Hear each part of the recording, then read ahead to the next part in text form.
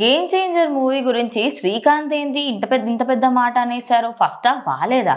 ఎందుకు బాగోదు? ఖచ్చితంగా సినిమాకి మంచి హైప్ ఉంది కదా అని ఇప్పుడు ఫ్యాన్స్ అయితే కొంచెం హర్ట్ అయ్యారు అనుకోవచ్చు. ఏమైంది అసలు? అండ్ ఇదంతా కూడా ఒక రూమర్ మాత్రమే. అసలు ముందుగా జూనియర్ ఎన్టీఆర్, రామ్ చరణ్ వీళ్ళిద్దరి సినిమాలు, అది పెద్ద సినిమా కానీ చిన్న సినిమా కానీ మల్టీ స్టార్ చేసినప్పటికీ ఆ సినిమాల గురించి మాత్రం నెగిటివ్గా మాట్లాడడానికి కొంతమంది ఆల్రెడీ కాచు కూర్చుంటారు. సో ఎప్పుడు ఛాన్స్ దొరుకుతుంది, ఏ విషయం చిన్న పాయింట్ దొరుకుతుంది, దాన్ని నెగిటివ్గా మాట్లాడదామని వాళ్ళు మాత్రం ఎప్పుడు రెడీగా ఉంటారు.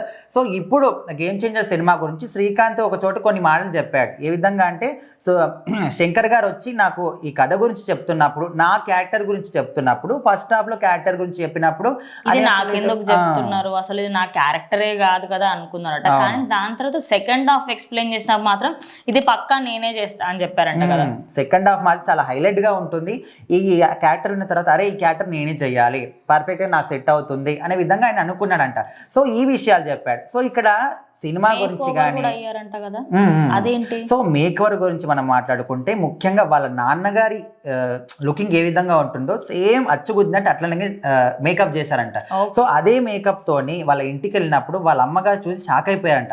సో అప్పుడు అనుకున్నాడంట అరే నేను పర్ఫెక్ట్ క్యారెక్టర్ సెట్ చేసుకున్నారా అనుకున్నా. సో అప్పుడు అదే విధంగా ఆ మేకప్ మొత్తం వేసుకోవడానికి సుమారుగా 4 గంటల time పట్టిందంట.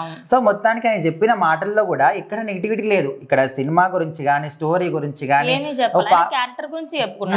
First half second half highlight ఇట్లాంటి ఏది లేదు. జస్ట్ ఆయన క్యారెక్టర్ గురించి చెప్పినప్పుడు ఫస్ట్ హాఫ్ లో నా క్యారెక్టర్ నచ్చలేదు, సెకండ్ హాఫ్ లో నాకు నచ్చింది, హైలైట్ గా చూపించారు అనే విధంగా క్యారెక్టర్ గురించి చెప్పాడు. సో దీన్ని వాళ్ళు అదనంగా చూసుకొని అసలు సెకండ్ హాఫ్ హైలైట్ గా ఉంటుంది, ఫస్ట్ హాఫ్ బాగుండదంట అని చాలా మంది అయితే స్ప్రెడ్ చేస్తున్నారు.